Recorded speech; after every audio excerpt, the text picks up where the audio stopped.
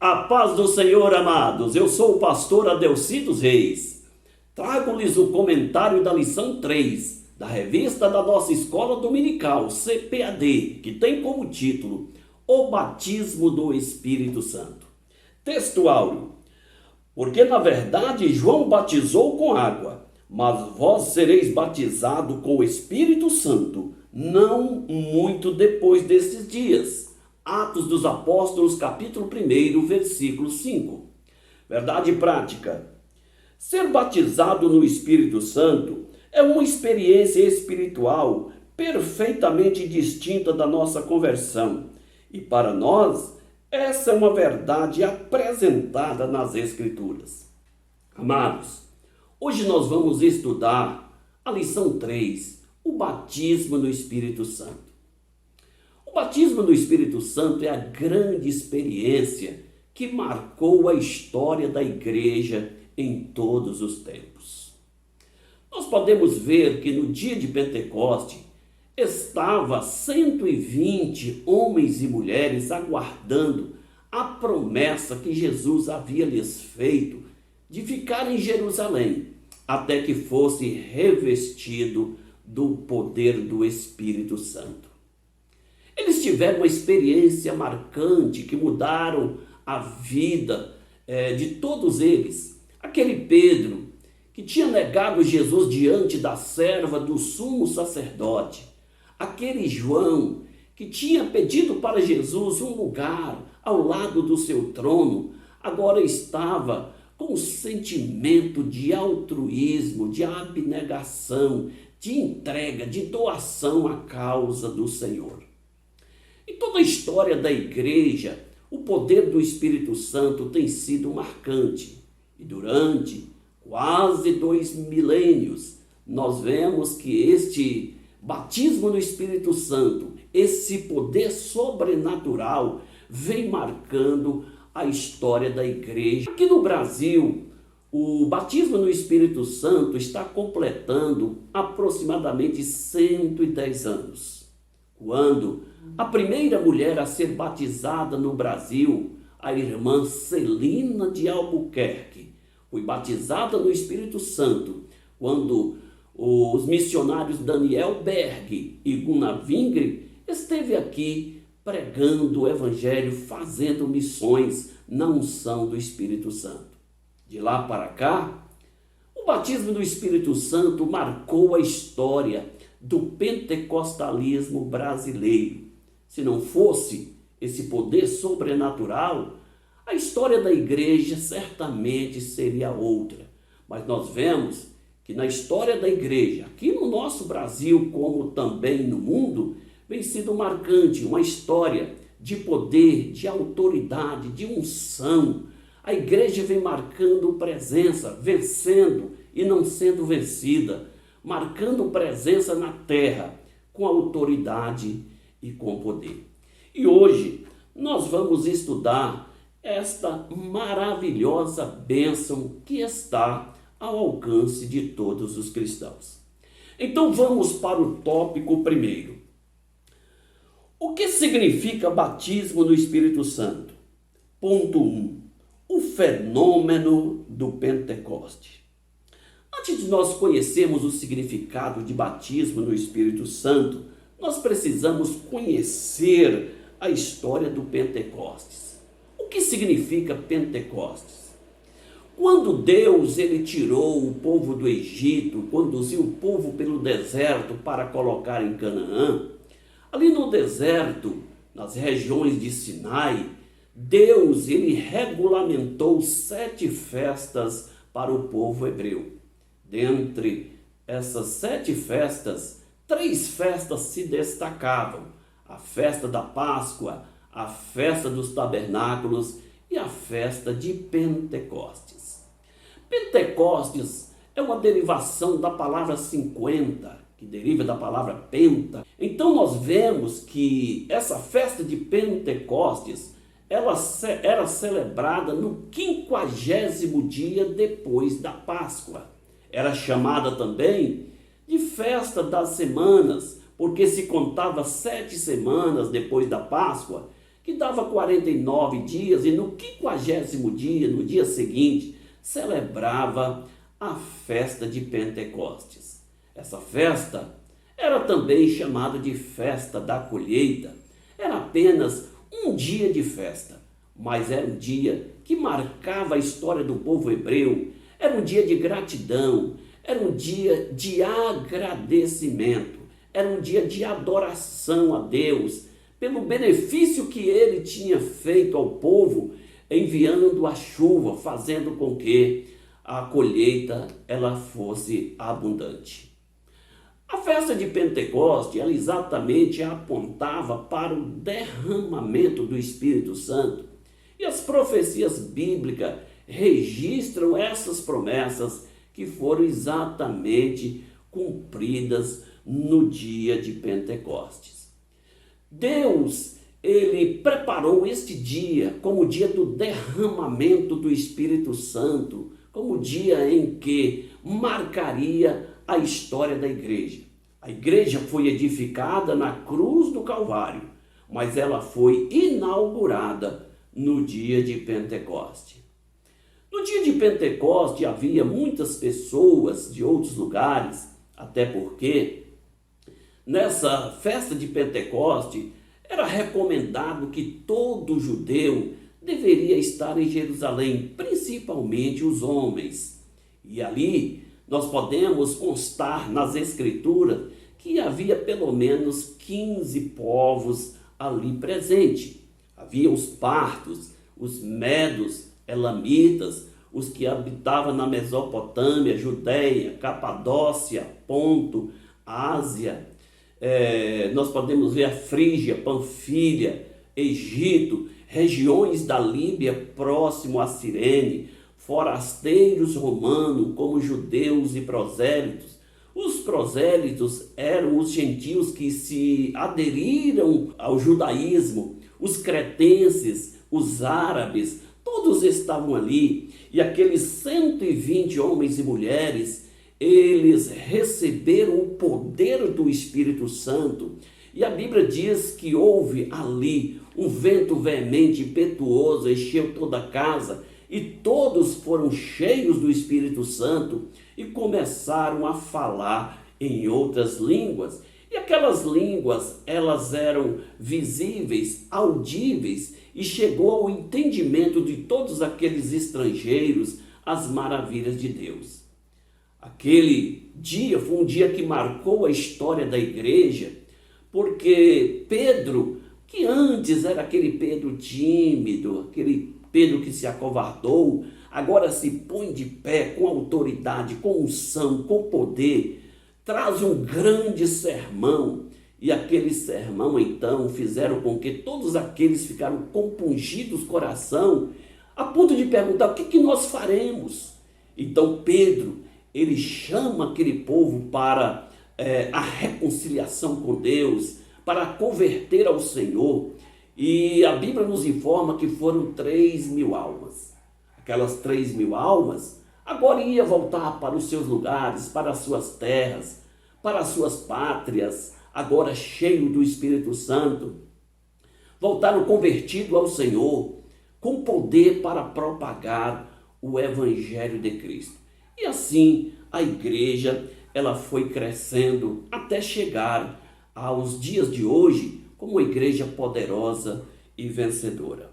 A ênfase que se dá ao livro de Atos aqui no capítulo 2, em que todos foram cheios do Espírito Santo, aqui enfatiza o derramar do Espírito, enfatiza aqui o batismo no Espírito Santo. É claro que esta ênfase ela consta aqui nesse ponto, mas nem sempre a expressão cheio do Espírito Santo refere ao batismo no Espírito Santo. Nós vamos ver talvez aqui em um ponto logo depois.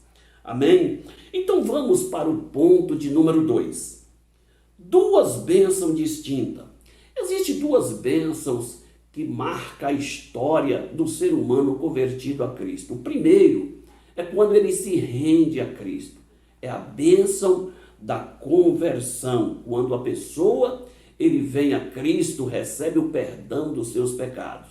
A outra é o batismo no Espírito Santo.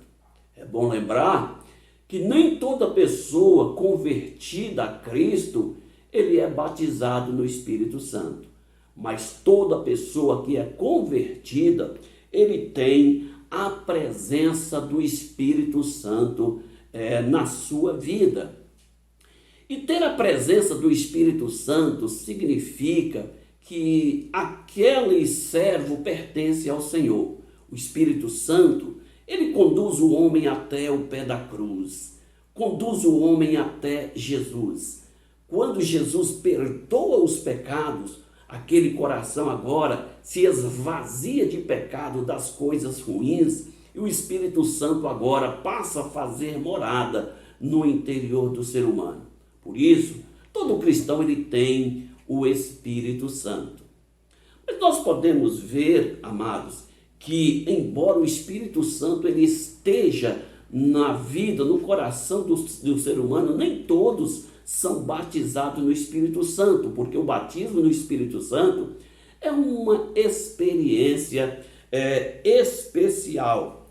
Então nós vemos que a pessoa que tem o Espírito Santo na sua vida, ele é um cristão, é um servo do Senhor, porque o Espírito Santo foi dado como selo. O que é selo? Selo é uma declaração que algum documento é legal, tem um dono, tem um proprietário, está selado com o selo de Cristo.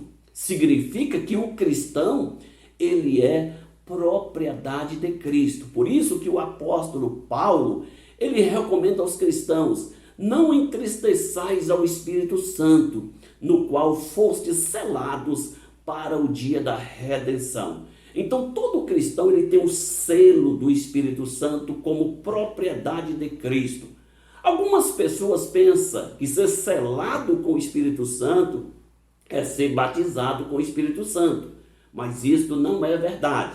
Ser selado significa que aquela pessoa tem o Espírito Santo e é propriedade de Cristo. Mas o batismo no Espírito Santo é uma experiência extraordinária que acontece depois da conversão, mediante o crer e mediante a busca desta bênção.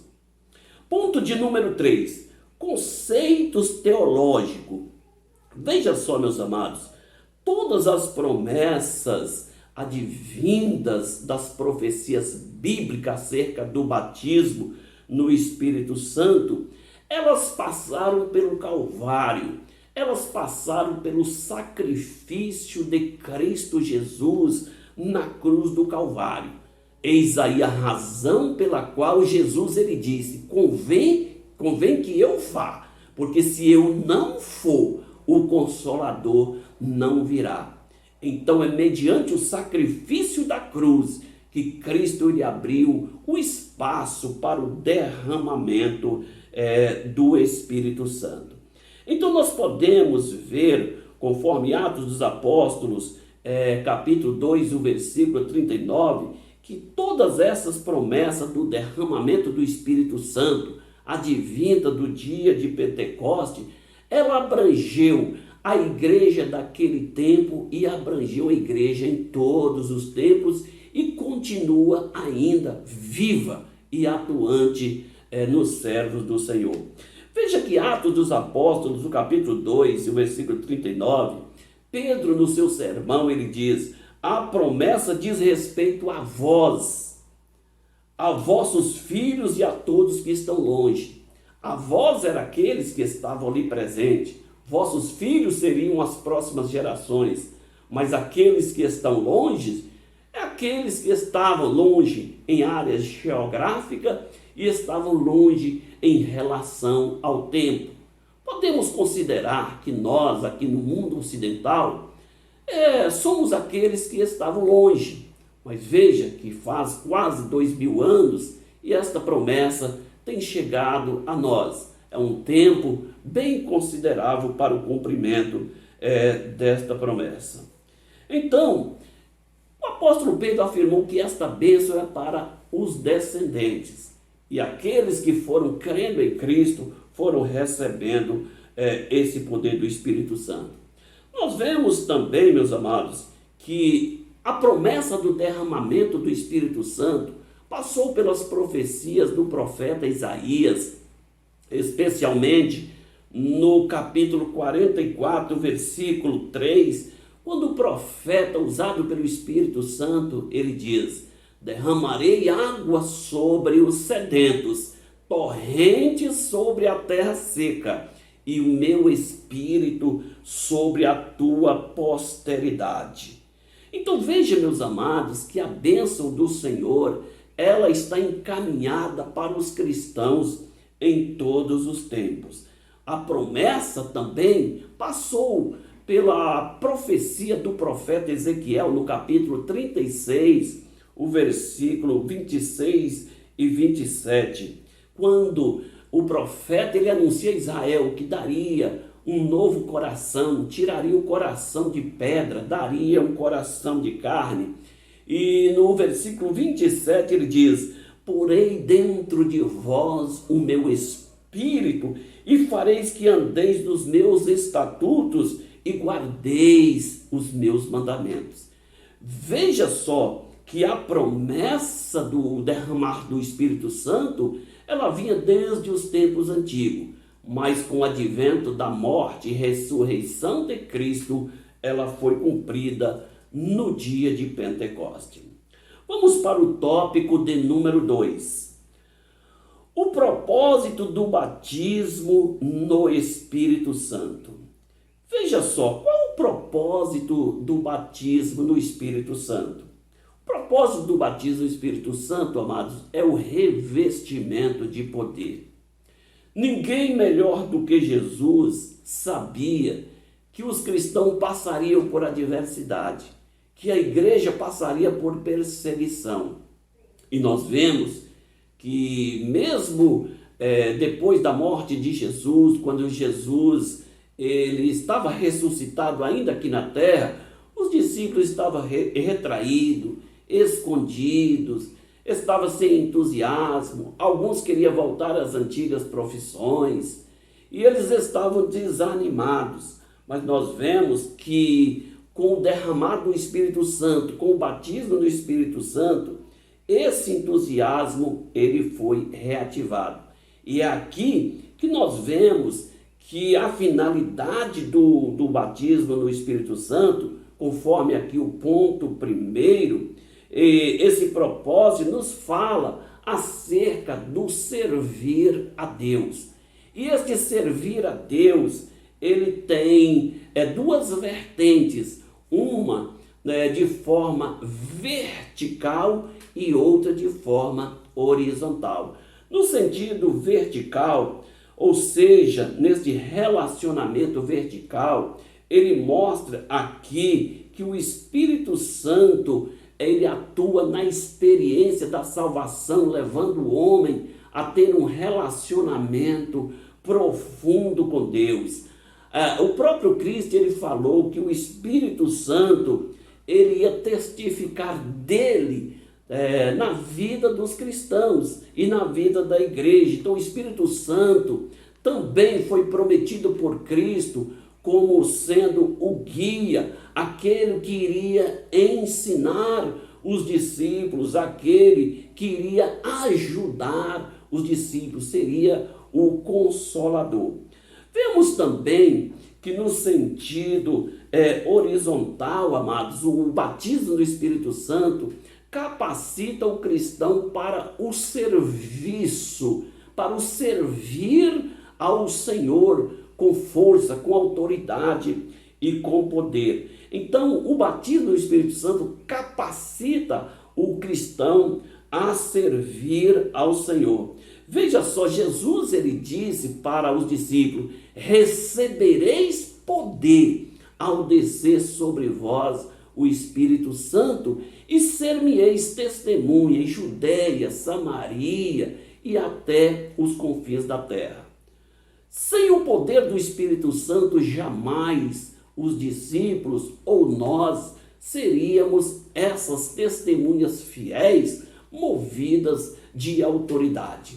O Espírito Santo nos capacita, nos dá autoridade para nós fazermos a obra do Senhor.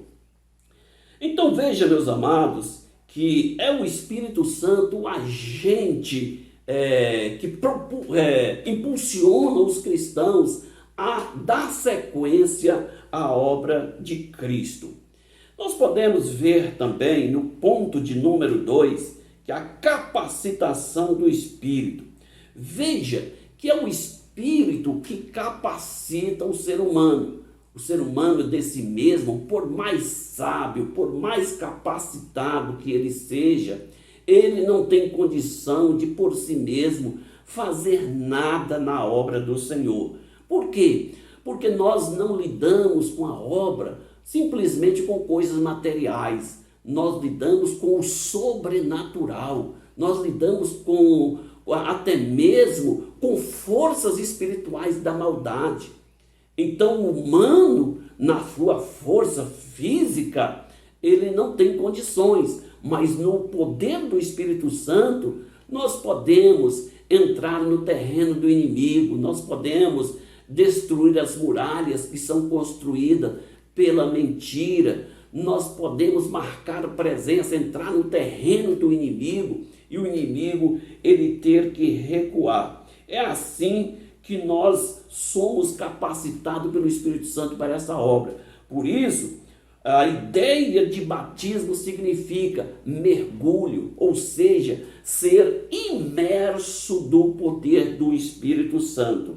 Então, batismo significa mergulho. Então, é no batismo no Espírito Santo que o cristão ele é mergulhado no poder de Deus. E esse poder envolve ele de tal maneira que ele é transformado para o serviço cristão. Daí é que vem a expressão das profecias bíblicas acerca do derramamento do Espírito Santo. Isso é o derramar do Espírito Santo. Então veja só, quando a Bíblia refere em Atos dos Apóstolos ser cheio do Espírito Santo, está dizendo aqui que os cristãos aqui, eles foram batizados no Espírito Santo. Mas também devemos entender que nem sempre a pessoa que é batizada no Espírito Santo é cheia do Espírito Santo. E nem sempre a pessoa que é cheia do Espírito Santo é batizado no Espírito Santo. Por quê? Porque ser cheio do Espírito Santo, primeiramente, o cristão precisa ter busca, ter renúncia, ter dedicação, ter entrega, ter doação ao Espírito Santo. Então, quando nós entregamos a nossa vida de verdade a Cristo, quando nós intensificamos a nossa vida em oração, em consagração, nós realmente vamos ser cheios do Espírito Santo. E aquele que não é batizado no Espírito Santo, mediante a vida de renúncia, ele pode ser cheio do Espírito Santo. E uma pessoa que é cheia do Espírito Santo, certamente ele vai ser batizado no Espírito Santo, porque ele vai estar no Espírito e o Espírito vai estar nele. Então é isso aí que ser cheio, ser batizado significa mergulhar, ou seja, é a capacitação que o cristão ele tem para testemunhar de Cristo. Vamos para o ponto de número 3. Uma necessidade atual. Veja só, meus amados, no que diz respeito a essa necessidade real e atual, nós sabemos que isto evidencia a grande realidade que tem na Igreja do Senhor o batismo no Espírito Santo. Então, o batismo no Espírito Santo não é uma fantasia, como muitos pensam que é algo real e é algo atual. Talvez alguém pode perguntar, mas por que então que muitas pessoas não são batizadas no Espírito Santo? A questão, a Bíblia, ela afirma que estes sinais, eles vão sempre seguir aqueles que crerem. Quando Jesus fez referência em Marcos capítulo 16, versículo 17, onde ele diz: os sinais seguirão aos que crerem, em meu nome expulsarão demônios e falarão novas línguas. A pessoa precisa passar pelo processo do crer. Quem não crê não vai receber essa experiência do batismo no Espírito Santo. Então essa é uma necessidade real, mas é uma necessidade atual. Os discípulos, eles precisavam pregar uma mensagem poderosa para convencer os pecadores, para salvar os pecadores. Sem a presença do Espírito Santo, eles não iam conseguir isso, como nós também não conseguiríamos. Nós podemos ver que Jesus passou 3 anos e meio ensinando os discípulos, preparando os discípulos para dar continuidade a esta obra. Mas nós vemos que quando Jesus ele voltou para o céu, era aproximadamente 500 irmãos, 500 servos, e eles foram orientados a ir para Jerusalém. Mas por que no dia de Pentecostes tinha apenas 120? Porque nós sabemos, amados, que viver sem a presença do Espírito Santo não é fácil. E eles ainda não tinham revestido desse poder. Estavam diante do medo, da perseguição, das ameaças. Por isso eles se retraíram. Mas aqueles 120 que foram batizados no Espírito Santo, eles foram suficientes para revolucionar o mundo. Então nós vemos, amados, que todos nós devemos buscar esta promessa para nossa própria edificação espiritual. Devemos buscar esta promessa porque ela é necessária para nós. Então, o que é preciso para eu ter esta promessa? Você pode me fazer esta pergunta e eu te digo: a primeira coisa que nós precisamos para sermos batizados no Espírito Santo é de ter o arrependimento. Mediante o arrependimento, nós nos tornamos servos de Cristo, nós temos a salvação.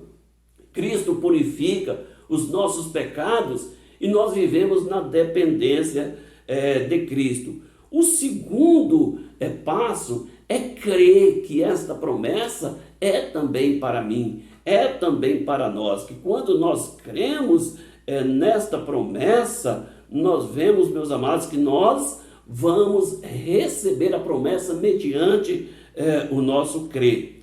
Veja que em Atos dos Apóstolos, capítulo 2, o versículo 28, quando aqueles que se converteram ou estavam presentes ali no cenáculo, eles questionando acerca do que eles deveriam fazer, Pedro, no capítulo 2 de Atos dos Apóstolos, versículo 38, Pedro ele diz: arrependei-vos e seja batizado para o perdão dos pecados e recebereis o dom do Espírito Santo. Porque a promessa é para vós, a promessa é para os vossos filhos, a promessa é para os que estão longe. Então a palavra de Cristo, quando diz que essa promessa é para os que estão longe, nós devemos acreditar que mesmo estando distante do dia de Pentecostes, essa promessa é para nós nos dias de hoje. Vamos então para o tópico de número 3, o recebimento e evidência do batismo no Espírito Santo. Veja só, amados, existem 2 evidências do batismo do Espírito Santo, que nós podemos considerar evidências iniciais e evidências contínuas. E no ponto primeiro, nós vamos ver isto: as outras línguas.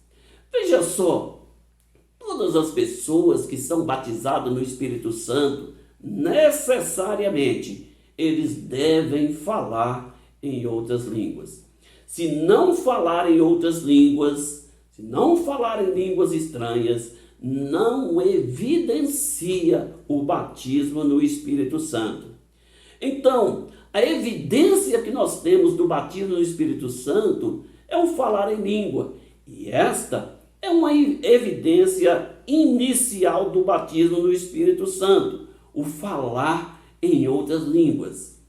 Mas a pessoa que recebe o poder do Espírito Santo, está cheio do Espírito Santo, é batizado no Espírito Santo, ele tem também evidências contínuas. E essas evidências contínuas, elas são visíveis na forma de viver, na forma de servir ao Senhor. Ele tem o fervor espiritual, ele tem entusiasmo da fé para fazer a obra do Senhor. E esse fervor espiritual resulta em graça, unção, autoridade, se manifesta através do fruto do Espírito na vida do cristão, se manifesta através dos dons espirituais, através do poder do Espírito Santo na vida do cristão. Então essa evidência contínua é manifestado na forma de servir a Deus. Veja só, o poder do Espírito Santo, ele manifesta de forma poderosa, dando ao cristão autoridade. Então o cristão agora, ele pode entrar até mesmo no terreno das trevas para dar ordem para Satanás. Podemos entender isso como, por exemplo, um policial que carrega no seu uniforme o distintivo, talvez, do governo federal. Por exemplo, um policial da Polícia Rodoviária Federal, ele dá ordem para o carro parar e dá ordem para o carro andar. Por que que ele tem aquela autoridade? Porque no uniforme que ele usa tem um distintivo do governo federal que lhe dá autoridade para mandar parar e para mandar seguir. Assim também é um cristão revestido de poder. Ele entra no terreno das trevas com autoridade divina para mandar Satanás sair. Ele tem a autoridade do governo celestial que está sobre ele, do governo do Espírito Santo que opera na vida dele. Então ele é agora guiado pelo Espírito, ele é movido pelo Espírito, ele é cheio do Espírito Santo. Vamos para o ponto de número 2, funções, ou melhor, função das línguas. Veja só, amados, existe aqui duas funções importantes. A primeira é como sinal do batismo no Espírito Santo. O batismo no Espírito Santo leva o cristão a falar em outras línguas, e este é o primeiro sinal. Mas nós vemos também que a língua também tem outra função: proporcionar o dom espiritual. O dom, por exemplo, o dom de línguas. Então nós vemos que isto nos traz uma indicação, por exemplo, em Atos dos Apóstolos, que as línguas estão associadas ao poder do Espírito Santo, que é manifesto também através de um poder profético, conforme Atos dos Apóstolos, capítulo 2 e o versículo 17, que está conforme a profecia do profeta Joel, no capítulo 2, o versículo 28, quando ele diz: nos últimos dias derramarei o meu espírito sobre toda a carne, vossos filhos e vossas filhas profetizarão, dom. Os vossos jovens terão visões, os velhos terão sonhos. Então nós vemos que aqui no livro de Atos, aqui no cumprimento do dia de Pentecoste, essas línguas estavam associadas a esse poder profético. Mas é claro que nem sempre está associado. Aqui, nesse ponto, sim. Por exemplo, no livro de Atos, capítulo 19, versículo 6, nós vemos que quando Paulo chegou a Éfeso, havia 12 cristãos. E aqueles 12 homens não conheciam o Espírito Santo. O apóstolo Paulo impôs a mão sobre eles, eles foram batizados no Espírito Santo, falaram em língua, e a Bíblia diz que profetizaram. Mas é claro que em outras ocasiões não diz respeito a esse poder profético, como por exemplo na casa de Cornélio, como por exemplo em Samaria, quando Filipe pregou em Samaria, Pedro e João foi a Samaria orar pelos samaritanos para receber o Espírito Santo. Não tem evidências desse poder profético. Ponto de número 3, atualidade das línguas. Veja, meus amados, as línguas estranhas, ou seja, o batismo no Espírito Santo, ele é atual na igreja. Esse poder não mudou, não passou, ele continua vivo e atuante, porque as promessas de Deus são permanentes.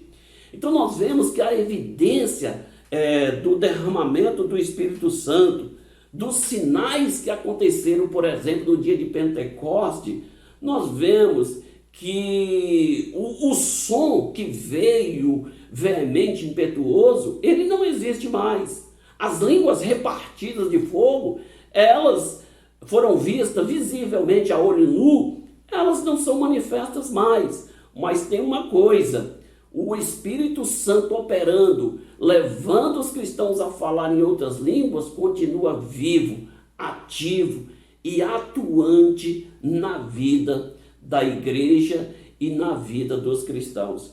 Por isso, o falar em língua, o ser batizado no Espírito Santo, não é uma promessa que ficou restrita à igreja primitiva. É uma promessa viva e atuante que está à disposição de todos os cristãos nos dias atuais. Amém, amados? Que Deus nos abençoe. Tenham todos uma excelente aula.